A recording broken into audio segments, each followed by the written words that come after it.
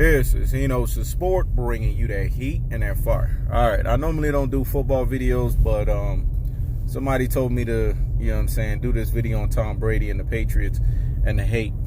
Well, listen, man, let me jump right into it. Tom Brady is one of those guys that's cut from that Hino's Sport cloth. Let me say it again.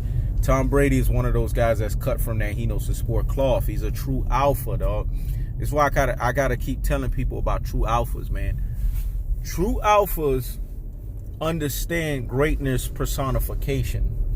They understand that when greatness is personified, they understand that the truth of the fact of the matter is that what you got to do in these types of situations is you just got to deliver the goods. Tom Brady is a clutch guy. When you see people are hating on Tom Brady, they're hating on greatness. I told you guys about greatness. Greatness can only be hindered. It can't be stopped. Let me say it again. Greatness can only be hindered. It can't be stopped. Why are you hating on a guy that has 6 Super Bowl championships, 4 Super Bowl MVPs? Name a quarterback that's greater than him right now. The guy who was considered arguably the greatest quarterback for a very long time was Joe Montana. And Tom Brady left him in the dust when he won his 5th. People sat here and said, oh, Deflategate, Spygate. So hold on. Even if you want to use the Deflategate or the Spygate scenario, listen to this, dog. You classic notes and you troglodytes. You Rudy Poo and you plum brains. You ultra fanboys with the ultra fanboy rhetoric. Listen to this. If you take away both of those Super Bowls, right? Theoretically, because you can't take away a Super Bowl, you either win it or you don't, right? Let me say that again. You can't take away a Super Bowl. You either win it or you don't. So if you take away 2 of them, he still has dodo heads, brain full of mush, and brainwashed followers. 4 Super Bowl wins. That means he's still tied for Joe Montana. This is how great Tom Brady is. So it's a plantation level of what we call hatred for the likes of a Tom Brady. They hate Tom Brady because they hate greatness, dog.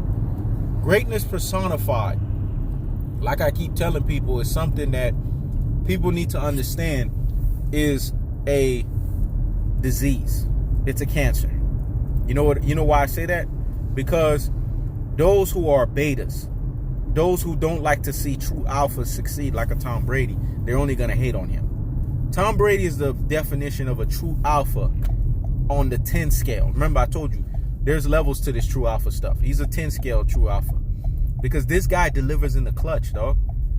There was that year when they said the Seattle Seahawks was the most dominating defense. He tore them to shreds, man. Brady's a surgeon, dog. He's the master of the 2-minute offense, man. Y'all got to give this man credit. Because as much as you want to put Deflate or Spygate on him, listen, you can't deflate or Spygate clutchness. And here's the thing that people need to understand.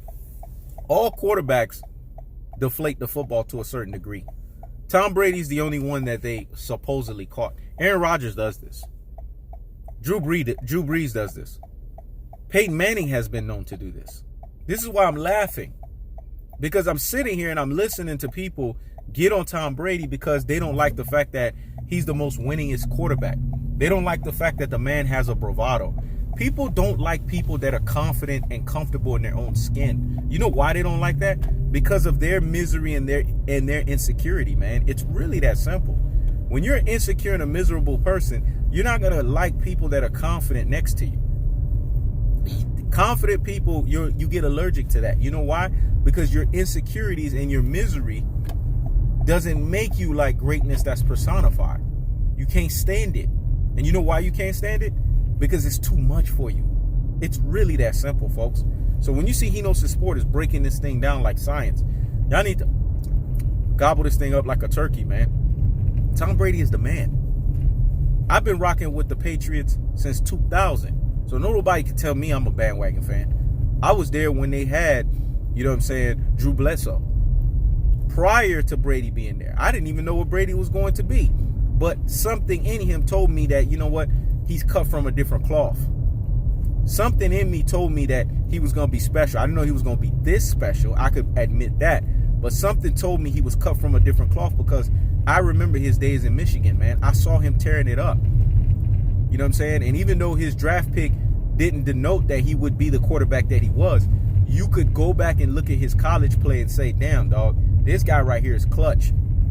personification. This guy is clutch like nobody's business. This guy can deliver the goods. This guy can take care of business.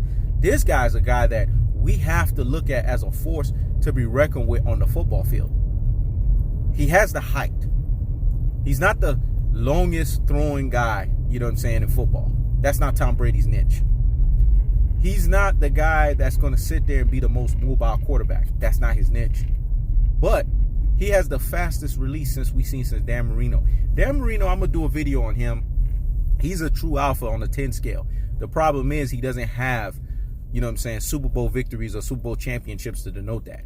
Dan Marino is just a victim of his situation. But the way that he played the game, Dan Marino was the one that set the tone. He's the one that set the bar and elevated all these quarterbacks to be on the level that they are. He's the only true alpha there is that does not have hardware. And I'm going to break that down emphatically in another video, because that was my guy. That was the last time I was a Dolphins fan, because I'm from Miami, born and raised, 305 Dade County, baby. That's where I stay, dog. Trick Daddy and Trina, dog. 305, baby. That's where I lived, dog. MIA. But I left the Dolphins after the way that they treated Ricky Williams. I didn't like the fact that Dave Wanstead and them was workhorsing with Ricky Williams, and they wasn't giving him what he needed. They didn't have no quarterback. They didn't have no running backs. They didn't give him nothing. They just sat there and said, Ricky Williams, a la Dave Wanstead, you're going to keep running this. You're going to keep workhorsing it. I got tired of that, because I realized then the Dolphins wasn't going to do what they needed to do to take themselves to the next level. And me, because I'm a winner and I like to surround myself around winners, that's when I made the decision to switch from the Dolphins to the Patriots. But that was late 99 going into 2000, I made that decision. And I have not looked back since. Because I'm not a loser, man. I don't go into this underdog stuff. Because let me tell you something about being on the underdog out. And this is why underdogs and losers hate Tom Brady. When you root for the underdog team and a losing team, you get it makes you get headaches, dog. Why live your sports life with misery? Wondering if your team is going to win or not going to win, when you could just be on the winning side and know that damn near almost every other time they're going to win. Because that's what winners do. Winners surround themselves with winners, man. Only losers surround themselves with losers. Tom Brady's a winner. And whether you're a hater of Tom Brady or not, you got to give credit where credit is due. The guy delivers, man. He delivers in the clutch. It's really that simple.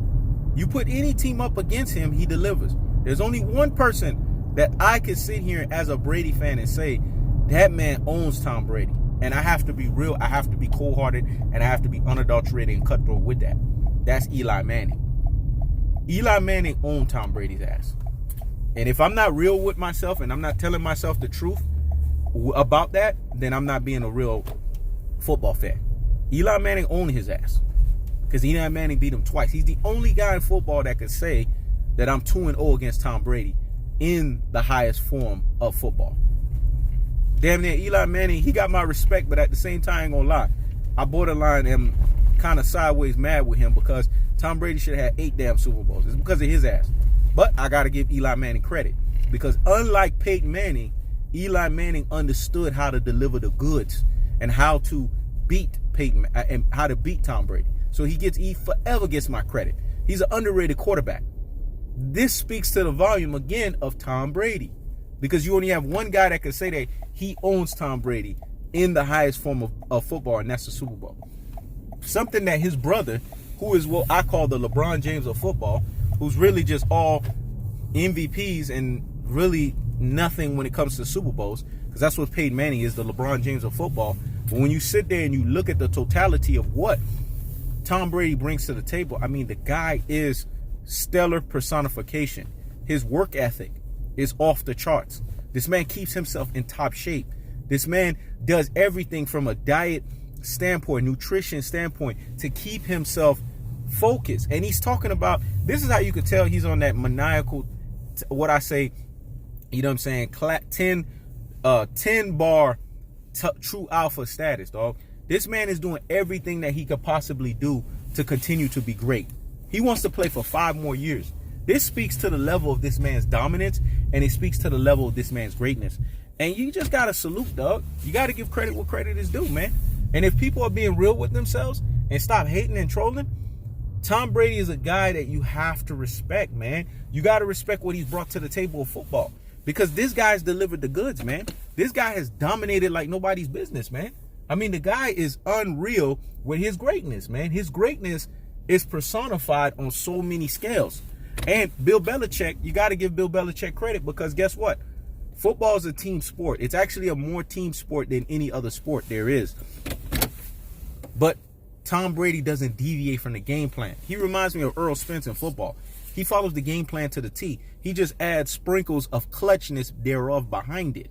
He's not trying to deviate. He's not trying to do all of this, oh, let me be the coach between the squares. See, just like Peyton Manning. That's why I call Peyton Manning the LeBron James of football. They do all of this, oh, I'm a coach, but what does it merit them? You see what I'm saying? Great players that are usually the greatest in their sport usually have a great coach next to them. Kobe Bryant had this with Phil Jackson. Michael Jordan had this with Phil Jackson. Tom Brady has this with Bill Belichick. You know what I'm saying? That's just how it works. Joe Montana had this with Bill Walsh. That's how it works, man. Greatness is always going to be personified and associated with greatness. So y'all got to give Tom Brady his credit. Stop hating on the guy. I don't care if you don't like the Patriots, but just say, like people do with Michael Jordan, I can't stand the Chicago Bulls, but damn, MJ was the greatest. It's the same thing you got to do, man. Because when greatness is personified, all you got to do is do this. Salute it. It's really that simple. Because you're not going to get another quarterback like Tom Brady no time soon. Trust and believe that. Trust and believe that. You're not going to get a quarterback like that anytime soon. Because this guy's trying to break everything. He's trying to break touchdown records. He's trying to break passing yard record. I mean, the guy is on a tear like nobody's business, and he's not slowing down, which is even scarier. Even his peers understand that he's leagues and shoulders above them. And if his peers can give him that respect, why don't you give him that respect? Because in doing so, you know what you do? You take yourself from the place of being a person of insecurity and misery into a person that's saluting greatness. And therefore, now you can, in your own variation, become great. Because you understand how to salute greatness. Greatness doesn't start because you tell yourself you're great. Greatness starts by you saluting it. Because when you acknowledge greatness, then it can make you great. Let me say it again. When you acknowledge greatness, then you can get on the road of becoming great yourself. It's really that simple, folks. So Tom Brady is the greatest quarterback ever. Bar none. No question in this. Because remember what I told you guys. Even if you do this maniacal thing of taking away Spygate and Deflategate, which is comical and Comedy Central to me, because again, like I said, a lot of teams have cheated. A lot of teams have done things that have not gotten the light put on them, but the Patriots have, because people got tired of them winning, right? If you were to do this with other football teams, guess what? Then you would have seen their dark skeletons, or you would have seen their skeletons come out the closet. But they did it with the Patriots. But even if you do that, Tom Brady still has 4 Super Bowls. Do you understand how dominating that is? So let's just say Bill Belichick, who was an underling of Bill Parcells, and mind you, he was a great coach. See, greatness always personifies itself with greatness, dog. It's really that simple. He surpassed him. So give credit where credit is due, because Tom Brady and Bill Belichick is the best 1-2 punch in football. You're not going to see nothing like this anytime soon. That's like Michael Jordan and Phil Jackson. It's really that simple, folks. This is He Knows the Sport. Check it out.